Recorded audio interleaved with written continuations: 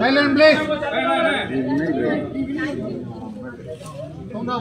Sound up பேசுமா. எங்களுக்கு எப்பவுமே இந்த படம் ஃபுல்லா இவங்க சப்போர்ட் பண்ணதுக்கு ரொம்ப நன்றி. இன்னைக்கு படம் பார்த்து அது என்ன இருக்குறதே எங்களுக்கு வந்து ரொம்ப பெரிய ஒரு கிஃப்ட். எல்லாரும் புரிஞ்சு மாட்டது சந்தோஷமா தெரியல. நீங்க எல்லாம் தான் எங்களுக்கு ரொம்ப முக்கியம். இந்த படம் வந்து அந்த மொபைல் என்ன கொஞ்சம் உள்ள தள்ள.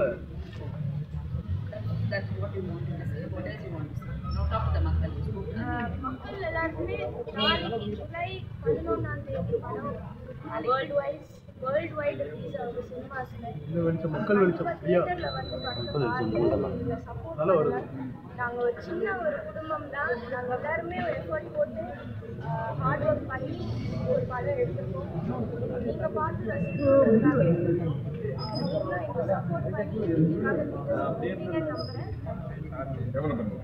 தைரியமா பேசுவோம். First time press meet. அதை நான் யோசிக்கல, என்னடா லைட்டா நடுங்கிறனால ஆல்ரெடி பார்த்தேன்.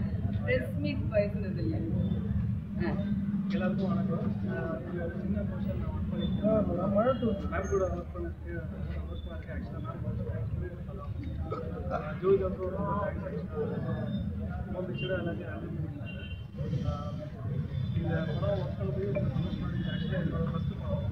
அடுத்த படமும் நான் தமிழ் நல்லா பண்ணிட்டு இருக்கேன். கேமராமேனு இவர் வந்து இந்த சிவராத்திரி சாங் எல்லாம் இவர் எடுத்தாரு. ஸோ படத்தில் மொத்தம் 3 கேமராமேன். ஒரு ஊருக்கும் அந்த சித்தூர் இது போர்ஷன் ஒரு கேமராமேன் விஷ்ணு பண்ணாப்ல. அப்புறம் தாய்லாண்டு பண்ண போர்ஷன் எல்லாமே ராஜபாண்டிங்கிற கேமராமேன். இவர் வந்து துபாய் போர்ஷன் அண்ட் அந்த சிவராத்திரி சாங்லாம் எடுத்தாரு. தேங்க்யூ கணேஷ்.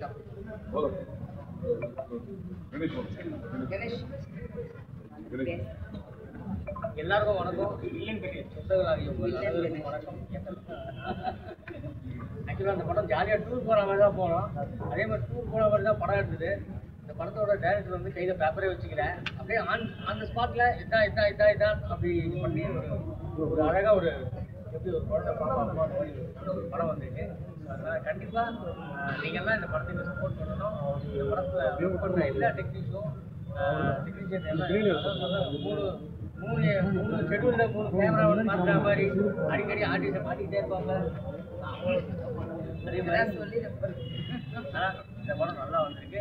இந்த படத்தை எல்லாரும் கேட்டு வருவாங்க. வீட்டுக்கு அரேஞ்ச் பண்ண நிற்கிற அவர்களுக்கு நன்றி. அனைவருக்கும் நன்றி.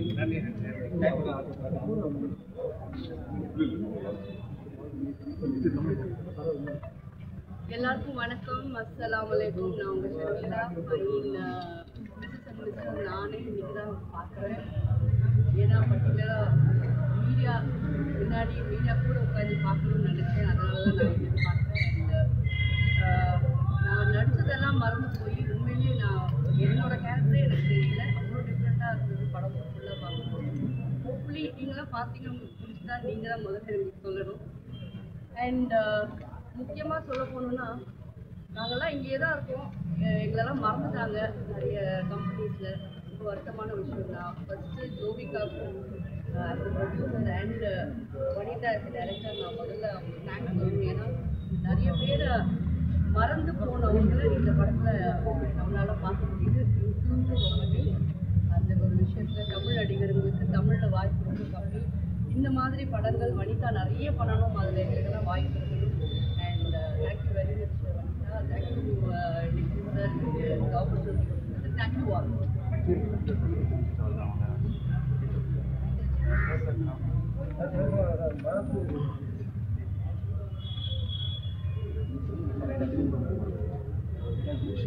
நிறைய பேசுவேன்.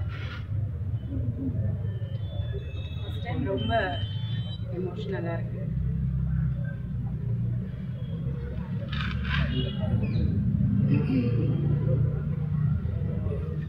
நான் எதுக்குமே தயங்க மாட்டேன். விமர்சனங்களுக்கும் என்ன ஒரு சிச்சுவேஷன்னாலும் சமாளிச்சுக்கலாம் அப்படின்னு ஒரு தைரியம் எங்கேருந்தோ வரும். எப்பவுமே வரும். சூழ்நிலை, சந்தர்ப்பம், நம்மளை சுற்றி இருந்த மனிதர்கள், இதெல்லாம் தான் காரணம். இந்த படம் ஆரம்பிக்கிறது தமாஷா தான் ஆரம்பிச்சோம். அது அப்படியே உருவாச்சு, அது அப்படியே நடந்துச்சு. எல்லாருமே ஒருத்தராக உள்ளே வந்தாங்க.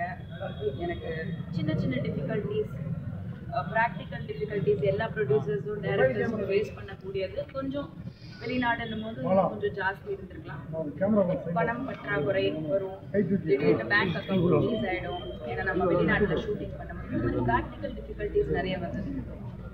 ப்ரொடியூசர் அஃப்கோர்ஸ் ஒர்க் பண்ணாங்க. இதெல்லாம் இது எல்லாருமே பண்ணுறது.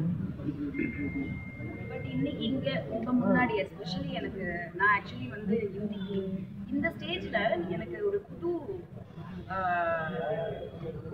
அனுபவம் என்னன்னா, இந்த படத்தை ஆரம்பிச்சதுக்கப்புறம் எப்போவுமே சின்ன விஷயம்னா கூட நான் வந்து பதட்டமாவேன், எனக்கு கோவம் வரும், சிறுக்குன்னு கோவம் வரும். இட் இஸ் நாட் ரைட், எனக்கு இமிடியேட்டாக கோவம் வரும், ரியாக்ட் பண்ணுவேன். ஆனால் இந்த ஒரு படம் ஆரம்பித்து இன்னைக்கு இங்கே ரிலீஸில் நான் இங்கே நிற்கும்போது எவ்வளோ பிரச்சனைகள் இன்னமும் உங்களை பார்த்துட்டும் நான் சில விஷயங்கள் போய் பண்ணணும். எல்லா ப்ரொடியூசர்ஸும் பண்ணுறது தான். பணம் இருக்கிறவங்களுக்கு கொஞ்சம் ஈஸி, சப்போர்ட் பலம் இருக்கிறவங்களுக்கு கொஞ்சம் ஈஸி. ஆனால் வந்து நாங்களே எங்களுக்கு சப்போர்ட், நடிகர்கள் வந்து எனக்கு ரொம்ப சப்போர்ட் பண்ணாங்க. எல்லாருமே என்னோட குடும்பம் தான். இங்கே வந்திருக்க ஒவ்வொருத்தரும் வராத ஒவ்வொருத்தரும் வரலைன்னா கூட எனக்கு ஃபோன் பண்ணி எப்படி இருக்குது என்ன ஏது, அவ்வளோ ஒரு அன்பு. எல்லாருமே இந்த படத்தில் நடித்தவங்க என் மேலே, ஜோவிகா மேலே, ஜோவிகாக்காக அப்படின்னு. அதே மாதிரி வந்து பார்த்தீங்கன்னா ரிலீஸ்க்கு கொண்டு வர என்னோட 2 தம்பிங்க பாலா, சதீஷ் அவ்வளோ சப்போர்ட் பண்ணியிருக்காங்க. ஒரு பில்லர் ஆஃப் ஸ்ட்ரென்த், மோர் தென் எனக்கு தம்பி உடையான் படை கஞ்சான்னு சொல்லுவாங்க. ஸோ அந்த விதத்தில் இந்த ப்ரொடக்ஷனில் கூட எனக்கு டெக்னீஷியன்ஸ், என்னோட எடிட்டர், என்னோட கேமராமேன்ஸ் எல்லாருமே, நான் ஒருத்தரை விட முடியாது. டெக்னிக்கல் கலசாஸ் ஸ்டுடியோஸ், நரேஷ், அந்த மாதிரி எல்லாருமே ஒரு பிரதர்ஸ் மாதிரி, ஒரு ஃபேமிலியை விட ஜாஸ்தி. பணம் கொடுத்தா தான் வேலை வாங்க முடியும், ஆனால் அதை தாண்டி எவ்வளோ பொறுமையாக எவ்வளோ விஷயங்கள் எனக்காக சப்போர்ட் பண்ணாங்கன்றது எனக்கு மட்டும்தான் தெரியும். என்னை சொல்லியிருந்தது எனக்கு தெரியும். நிக்கில்லாம் வந்து எப்படின்னா காட்ஸ் கிஃப்ட் எனக்கு. இதில் நிக்கில் முருகன் வந்து ஒரு பிஆர்ஓ, பட் எனக்கு நிக்கில் வந்து எப்படின்னா சின்ன பிள்ளைல நான் வந்து ஃபஸ்ட்டு இண்டஸ்ட்ரியில் வந்தப்போ எங்கள் வீட்டில் வந்து ஒரு மேனேஜராக சேர்ந்து எனக்கு வந்து இந்த ஃபோட்டோ ஊருக்கெல்லாம் வந்து இந்த நம்ம அப்போல்லாம் வந்து மூட்டையாக வரும் லெட்டர். நிக்கிலுக்கு தான் தெரியும் எனக்கு எவ்வளோ லவ் லெட்டர் வரும். அவ்வளோ மூட்டையாக வரும். ஃபோட்டோ எல்லாம் சைன் பண்ணி அனுப்புறது எல்லாமே நிக்கில். அப்போதுலேருந்து எனக்கு நிக்கில் ஃப்ரெண்ட், நண்பர். இன்னைக்கு வரைக்குமே எந்த ஒரு விஷயம் யாருமே வந்து எதுவுமே டிமாண்ட் பண்ணாமல், கமெண்ட் பண்ணாமல், இந்த படம் நல்லா வரணும் நீங்கள் மீடியா அந்த ஒரு ஃபோட்டோ ரிலீஸ் பண்ணது, நான் வந்து ஒரு தமாஷா ரிலீஸ் பண்ண ரியாக்ஷன் என்ன வரும்னு பார்த்தேன். ஆனால் நீங்கள் கொடுத்த சப்போர்ட் தான் மிகப்பெரிய சப்போர்ட் இந்த படத்துக்கு. நான் வந்து பல கோடி ரூபாய் செலவு பண்ணி எனக்கு பப்ளிசிட்டி கிடைக்கிறத தாண்டி இந்த படத்துக்கு மிஸ்ஸஸ் அண்ட் மிஸ்டருங்கிற படம் ராபர்ட்டும் வனிதாவும் சேர்ந்து நடிக்கிறாங்க அப்படிங்கிற விஷயத்த உலகத்துக்கே வந்து கொண்டு போய் சேர்த்தேன் இந்த மீடியா. எல்லாருக்குமே வந்து நான் தலை வணங்குறேன். ரொம்ப ரொம்ப நன்றி. அதை தாண்டி இப்போது இந்த சுச்சுவேஷனில் இங்கே நிற்கும்போது ரொம்ப எமோஷ்னலாக இருக்குது. ஏன்னா ஒரு மிகப்பெரிய ரிஸ்க் எடுத்திருக்கேன். எனக்கே தெரியும் பணம் ஓகேங்க, பணங்கிறது வந்து இன்னைக்கு வரும் நாளைக்கு போகும். நாங்களும் எல்லாருமே பார்த்துட்டோம். ரொம்ப ரிஸ்க் எடுத்து தான் பண்ணுறோம். பண்ணிடலாம், சமாளிச்சிடலாம். இங்கே ஒரு பொண்ணு இருக்கா, அவள் வந்து கடனை வாங்கி திருப்பி கொடுக்கும்போது கூட என் படம் சம்பாரிச்சிடும், அதை வச்சு நான் கட்டிடுறேன்னு அந்த புள்ள சொல்லவே இல்லை. ஏன்னா சினிமாவை பற்றி நமக்கு தெரியும். மக்கள்கிட்ட போய் சேர்ந்து மக்களுக்கு அதை பிடிச்சு மக்கள் தியேட்டருக்கு வந்து இதெல்லாம் இருக்குது. அதை தாண்டி நாங்கள் மக்களுக்காக இந்த விஷயம் பண்ணணும், கொண்டு போய் சேர்க்கணும். ஒரு விஷயம் நாங்கள் ட்ரை பண்ணுறோம் பாருங்களேன்றது உங்களோட சப்போர்ட்டில் நாங்கள் கொண்டு போய் சேர்க்க ட்ரை பண்ணிகிட்டு இருக்கோம். இப்போவும் ட்ரை பண்ணிகிட்டு இருக்கோம்.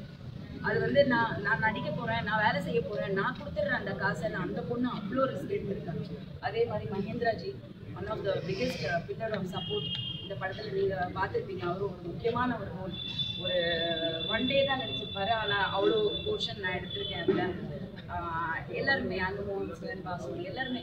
ஸோ இது என்ன நான் சொல்ல வரேன்னா, எந்தெந்தோ நாட்டிலேருந்து எதேதோ பாஷையிலேருந்து வந்து தமிழ்நாட்டில் வந்து படம் நடிக்கிறாங்க, எடுக்கிறாங்க. டப்பிங் படங்களும் இங்கே ரிலீஸ் ஆகுது.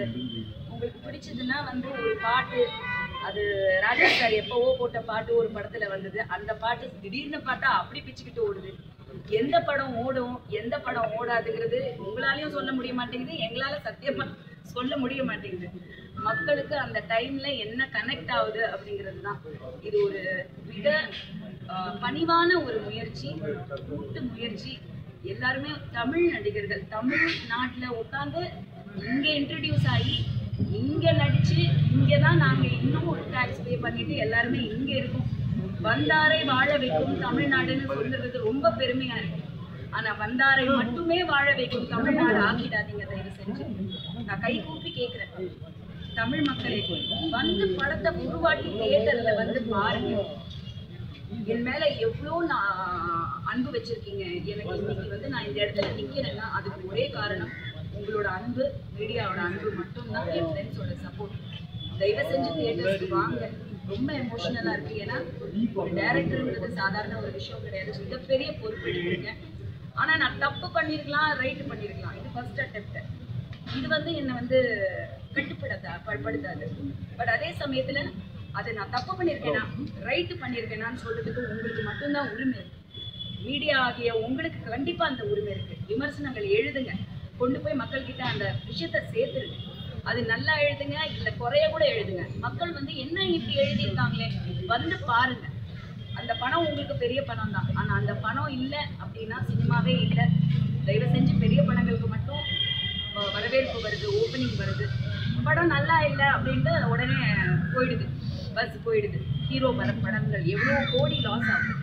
ஆனால் நாங்கள் வந்து ஹீரோ படம் எடுக்கல, ஒரு ஒரு ஒரு நியாயமான பட்ஜெட்டில் தான் எடுத்திருக்கோம். நீங்கள் ஒரு வாட்டி தியேட்டருக்கு வந்தீங்கன்னாலே நாங்கள் பொழைச்சிப்போம். தயவு செஞ்சு வந்து பார்த்துட்டு உங்களோட விமர்சனங்களையும் கமெண்ட்ஸும் கண்டிப்பாக கொடுங்க. அதான் சொல்கிறேனே, உங்கள் அன்பு தான் நாங்கள் எதிர்பார்க்குறோம். பணம் காசுன்றது இவ்வளோ சம்பாதிக்கணுன்றதுக்கு இந்த படத்தை எடுக்கலை. உண்மையாக லாஸை பற்றி யோசிக்கல, வருமா திரும்பின்றதை யோசிக்கல. ஏன்னா உடம்புல தெம்பு இருக்கு, மனசுல திடம் இருக்கு, தமிழ்நாடு இருக்கு, சினிமா இருக்கு, பொழைச்சிப்போம், எல்லாருமே பொழைச்சிப்போம். ஆனா உங்க அன்பு மட்டும்தான் எங்களுக்கு வேணும். தேங்க்யூ. வாழ்த்துக்கள். நீங்க ஃபர்ஸ்ட் அம்மா படம் போட்டு அப்புறம் அப்பா போட்டோ போட்டுட்டு அதுக்கப்புறம் உங்களோட இது லான்ச் பண்ணீங்க, பெரிய விஷயம். அதுக்கு அவங்க டேரக்டர் என்ன, ப்ரொடியூசர் என்ன சொன்னாங்க? அவங்க என்ன சொல்லுவாங்க? சின்ன வயசு போட்டோஸ்லாம் எடுத்ததுல பார்த்து என்ன சொன்னாங்க? நான் குழந்தையா இருந்ததா அது கண்டுபிடிச்சிங்களா? நான் தான் வந்து எனக்கு நல்லா தெரியுது. எனக்கு ஆச்சரியமா இருந்தது. ஆமா, அது வந்து நான் பிறந்து ஒரு 2 இயர்ஸ்க்குள்ள 1.5 வயசு இருக்கும்போது வந்து வனிதா ஃபிலிம் ப்ரொடக்ஷன்ஸ் எங்க அப்பா அம்மா ஆரம்பிச்சது சென்டிமெண்டா. ஸோ அதுல வெற்றி தோல்வி எல்லாமே பார்த்துருக்காங்க. ஆனா வந்து எம்ஜிஆர் சிவாஜி ரஜினி கமலும் அதுல தான் எடுத்தேன். பட் அந்த பர்டிகுலர் அந்த ஓப்பனிங்ல பூஜை பண்ணது வந்து அந்த வீடியோ இல்லை. பட் அது ரீசெண்டாக தான் எங்களுக்கு கிடைச்சது. இது வந்து ப்ரொடியூசர் அடம் பிடிச்சி அதை எப்படியாவது கரெக்ஷன் பண்ணி, ஏன்னா அது கொஞ்சம் இதுக்கு மேட்ச் பண்ணுறது கொஞ்சம் கஷ்டமாக இருந்தது. ஒரிஜினல் வீடியோ கிடைக்கல. பட் அது என்னோட டிஐ ஆர்டிஸ்ட் ரகு சாரை ரொம்ப தேங்க் பண்ணோம். அவ்வளோ சின்சியராக எனக்காக ஒர்க் பண்ணாங்க, அவ்வளோ எஃபர்ட் எடுத்திருக்காங்க. ஸோ அவர் வந்து அதை ரெடி பண்ணி அதை பண்ணது வந்து எனக்கு ஐ திங்க் அந்த ஆடியோட கேட்கும்போது ரொம்ப சந்தோஷமாக இருந்தது.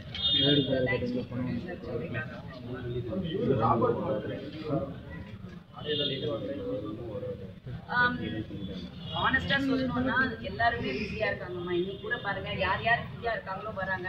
அவருக்கு இப்போ கூட அவரோட ஃப்ரெண்டு ஒருத்தர் எனக்கு ஃபோன் பண்ணி இந்த மாதிரி வந்து நான் ஒரு 4-5 நாளாக அடிச்சுக்கிட்டு இருக்கேன், ஃபோன் ஸ்விட்ச் ஆஃபாகவே இருக்கு, ஏதோ நம்ம படத்தோட ஓவர்சீஸ்க்கு பேசுறதுக்கு எனக்கு கால் பண்ணாங்க. உங்கள் நம்பரை இப்போ தான் கஷ்டப்பட்டு வாங்கினேன், பிகாஸ் நான் ராபர்ட் கிடைச்சா 4-5 நாள் ஆஃப் ஆயிருக்கேன். Something I think work is also going something personal also. But அதை தாண்டி வந்து ராபர்ட்டோட சப்போர்ட் இல்லைன்னா கண்டிப்பாக இந்த படம் வந்து நீங்கள் பார்த்துருப்பீங்க. கிளைமேக்ஸ்லாம் வந்து ராபர்ட் வந்து ரொம்ப ரொம்ப ஐ திங்க் ரொம்ப உள்ளேருந்து நடித்தது வந்து நான் உணர்ந்தேன். அந்த ஃபீல் உங்களுக்கும் இருந்துச்சான்னு தெரியல. But I really like this performance. Madam, பெண் தயாரிப்பாளர் எடுத்த படம், பெண் இயக்குனர் எடுத்த படம், மஞ்சுளா மேடம் ஃபேமிலியிலேருந்து வராங்க. கொஞ்சம் அடல்ட் கண்டல் டோஸ் அதிகமாக இருக்கு. நல்ல தெரியும், பெண்களும் அடல்ட்ஸ் தானே. அதான் நான் சொன்னேன், ஒரு பெண் டைரக்டர்னா உடனே வந்து நான் வந்து ஒரு காந்தி மாதிரி, இந்திரா காந்தி மாதிரி ஒரு படம் எடுக்கணும், ஒரு ஒரு இன்ஸ்பைரிங் லேடி அப்படிதான் எடுக்கணும்னு இல்லை. நான் கமர்ஷியல் படம் தான் எடுத்தேன். எனக்கு வந்து மக்கள் பார்க்கணுங்க, என்ஜாய் பண்ணுங்க, என்டர்டெயின் பண்ணணும். நான் எடுத்த கதை வந்து பார்த்தீங்கன்னா அந்த தளம் வந்து 40 வயசுல ஒரு கப்பல் புருஷன் முன்னாடி கதைனாலே கொஞ்சம் லைட்டா வந்து கொஞ்சம் கிளிப்பு இல்லைன்னா அதுல எனக்கு அது ஏன்னா நான்லாம் வந்து பாக்யராஜ் சார் படங்கள்லாம் அந்த காலத்திலேயே நான் எவ்வளோ ரசிச்சிருக்கேன். முந்தானே முடிச்சு தாவணி கடவுள் இது மாதிரி நிறைய படங்கள் சில சீன்ஸ் எல்லாம் ரொம்ப ஃபன்னியா இருக்கும். ஸோ அதே நம்ம இப்போ ரீமேக் பண்ணாலும் அது ஒர்க் அவுட் ஆகாது. இன்னைக்கு இருக்கிற ஜென்சி கிட்ஸுக்கு வேற லெவல் போயிட்டாங்க அவங்க. ஸோ நம்ம கொஞ்சமாவது அதோட கம்ப்ளீட் பண்ணணுன்றதுக்கு ஒரு முயற்சி எடுத்திருக்கோம். ஹோப்ஃபுல்லி அது வரவேற்பு இருக்கும்னு நம்புறேன். தமிழ் சினிமாவிலேயே இந்த மாதிரி ஒரு சீன் வந்து பண்ணதே கிடையாது, யாருமே பண்ணதே கிடையாது. அது பெரிய முயற்சி. அது வந்து பார்த்தீங்கன்னா அது சில பேருக்கு புரியல, சில பேருக்கு மட்டும்தான் புரியும். அந்த டப்பா மேட்டர் ஏன் மெயினாக போட்டீங்க? வெரி இம்பார்ட்டன்ட் இல்லைங்க. இன்னைக்கு ஒன்றும் இல்லைங்க, ஐவிஎஃப்ங்கிறது வந்து உலகம் பூரா வந்து பார்த்தீங்கன்னா ஒரு மிகப்பெரிய மெடிக்கல் இதில் வந்து ஒரு பிரேக் த்ரூ கொண்டு வந்திருக்கு. Fertility clinics, hospitals. ஏன்னா அப்படி ஒரு சுச்சுவேஷன் உருவாயிடுச்சு உலகம் பூராவே. பெண்களுக்கு வந்து அந்த அந்த அந்த ஐ திங்க் ஹார்மோன்ஸ் வந்து ஃபுட் ஹேபிட்ஸ், லைஃப் ஸ்டைலு ஏதோ ஒரு ப்ராப்ளம் ஆகுது இல்லையா? ஸோ அதனால வந்து எல்லாருமே ஐவிஎஃப் தான் மேக்ஸிமம் போகிறாங்க. ஸோ ஐவிஎஃப்ங்கிறது என்ன? ஸோ அது எல்லாருக்குமே நல்லாவே தெரியும். அது வந்து அந்த ஸ்பெர்ம் வந்து நம்ம கலெக்ஷன் பண்ணி அதை யூஸ் பண்ணி தான் நம்ம டெஸ்ட் டியூப் பேபி, முந்தியெல்லாம் டெஸ்ட் டியூப் பேபின்னு சொல்லுவோம். ஸோ ப்ராக்டிக்கலி மெடிக்கலி வந்து இப்படி தான் பண்ணோம். ஆனால் அது எல்லா படத்துலையும் கொண்டு போய் ஊசி போடுறதையும் ஸ்கேனை பார்க்குறது இதை தான் காட்டுறாங்க. நம்ம புதுசாக ஒரு முயற்சி எடுக்கணும்னா ஏதாவது வித்தியாசமாக தான் பண்ணி ஆகணும். அது வந்து ஐ திங்க் சில பேருக்கு மட்டும்தான் அந்த கட்ஸ் இருக்கும். நான் பண்ணலாம். ஆர்த்தி ஏன் டப்பிங் பேசல இந்த படத்தில்? அப்போ இது ஆர்த்தி இல்லை ஆக்சுவலாக ஆர்த்தியோட வாய்ஸ் வந்து அப்போ ரொம்ப ப்ராப்ளமாக இருந்தது. கரெக்டாக அந்த டைம் வந்து பேசியிருந்தோம், ஆனால் பேச முடியல. அதனால வேற வனிதாக்கா கட்ஸ் தான் இருக்குது. இந்த சாங் வச்சிருக்கீங்களா? பாதி சாங் போட்டாலே கேஸ் போடுவாருன்னு சொல்லுவாங்க. இப்போ நீங்கள் ஃபுல் சாங் வச்சிருக்கீங்க, ஒரு டைமில் பேசுனீங்களா? இல்லையே, நான் மீடியாலே ரிலீஸ் பண்ணேன். நேராக போய் பார்த்து ராஜா பாட்டை வந்து ஆசீர்வாதம்லாம் வாங்கி பேசி சொல்லிட்டு தான் வந்தோம். லைசன்ஸ் வந்து காசு கொடுத்து சோனி தான் ரிலீஸே பண்ணியிருக்காங்க. நீங்கள் பார்த்தீங்கன்னா அவங்க தான் ரிலீஸ் பண்ணியிருக்காங்க. ஸோ அவர் ஆக்சுவலி கேஸ் போடணும்னு நினச்சா சோனி மேலே தான் எடுக்கணுமே தவிர எனக்கும் அதுக்கும் சம்மந்தம் இல்லை. யார் கரெக்டாக வந்து அந்த பேப்பர் ஒர்க் பண்ணி கொடுத்தாங்களோ நான் பண்ணிக்கிறேன். அவர் யார் படம் தெரிஞ்சுக்கணும், ஒரு வேளை அதனால அமைதியாகிட்டு வரும். அதெல்லாம் எனக்கு தெரியல. இனிமேலும் போடலாம், யாருக்கு தெரியும். சந்திப்போம், எதுவாக இருந்தாலும் சந்திப்போம். இன்னொன்று படத்தில் இன்னொரு கட்ஸாக இருக்குது. ஆக்சுவலாக அவங்களுடைய ஃபோட்டோ, பழைய ஃபோட்டோவை நிறைய இடத்துல வச்சிருக்குது.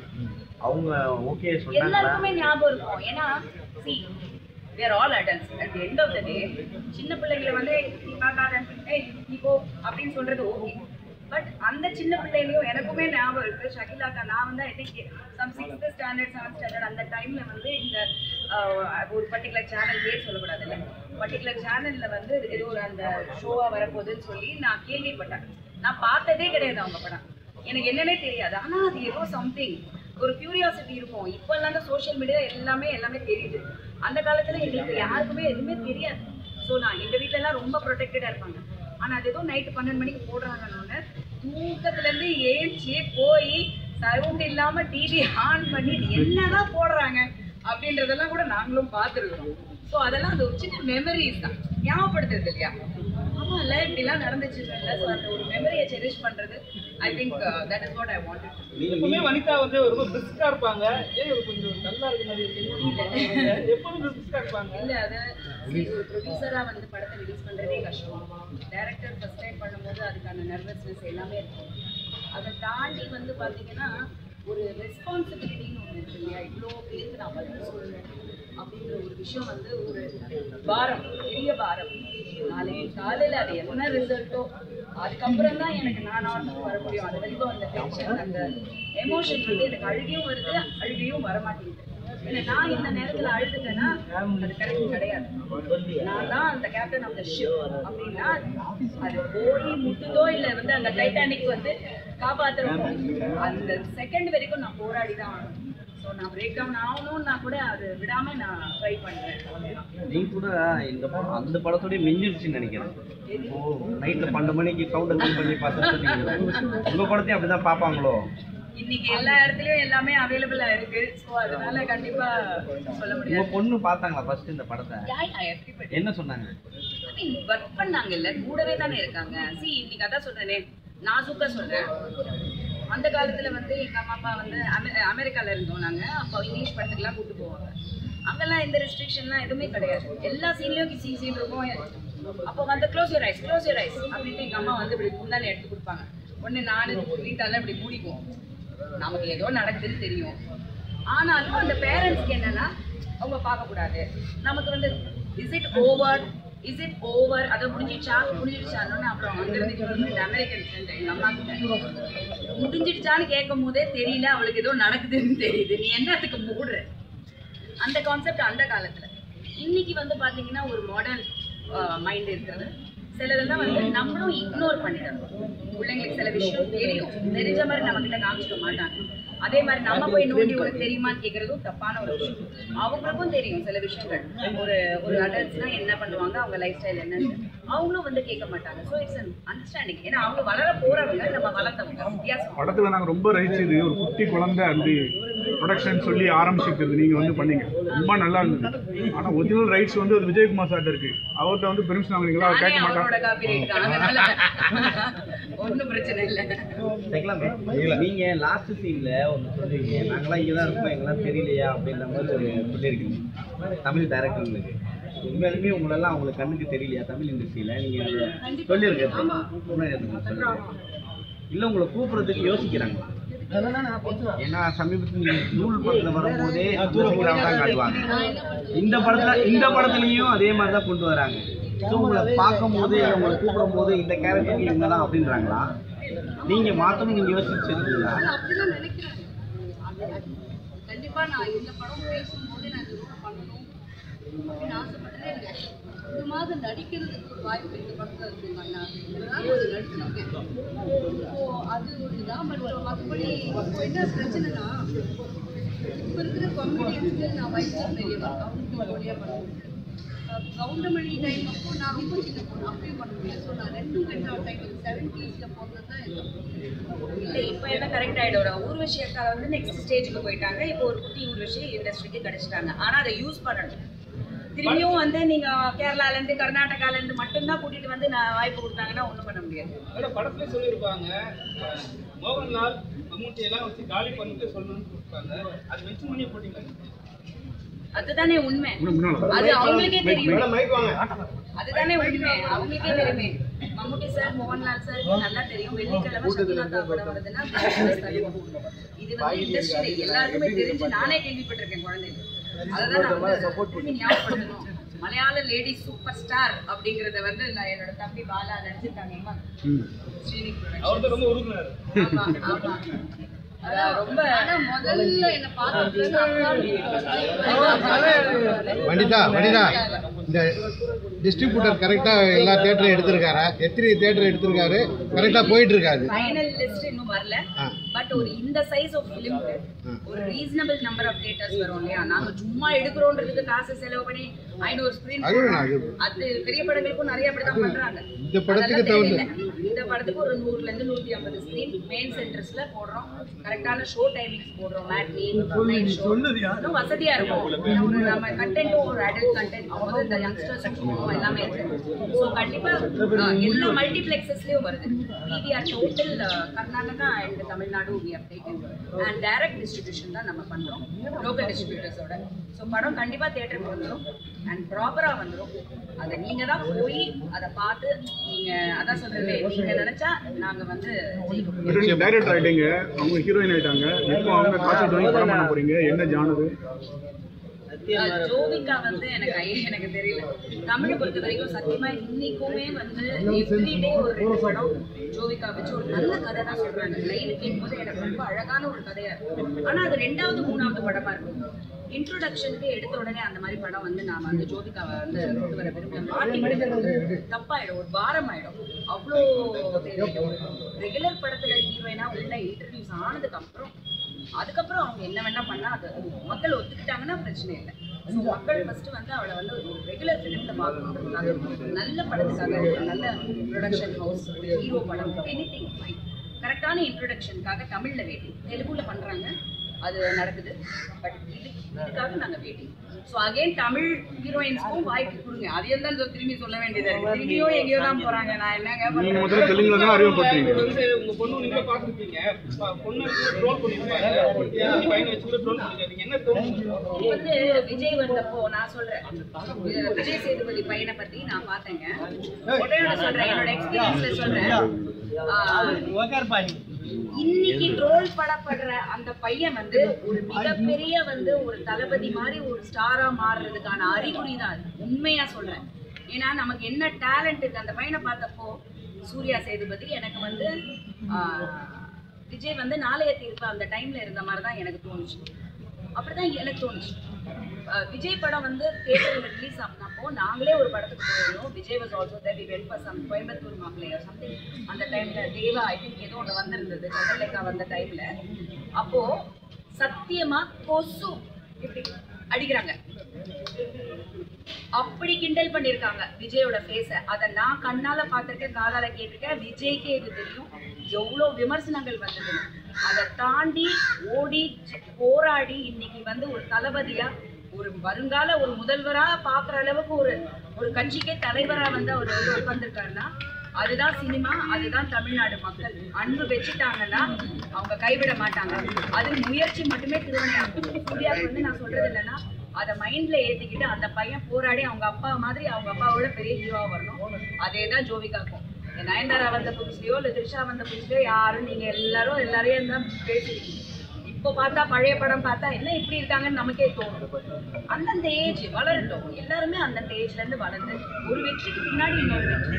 ஒரு ஏஜ் வரும்போது ஆட்டோமேட்டிக்கா எல்லாருமே ஒரு மெச்சூரிட்டி கிடைக்கும். அப்புறம் வயசாயிடுச்சுன்னு சின்ன வயசுல வந்தா இப்படி சொல்லுவீங்க, கொஞ்சம் இதாக இருந்தா ஏதாவது சொல்றீங்க, என்ன பண்றது சொல்லுங்க. ஓகே ரொம்ப நன்றி.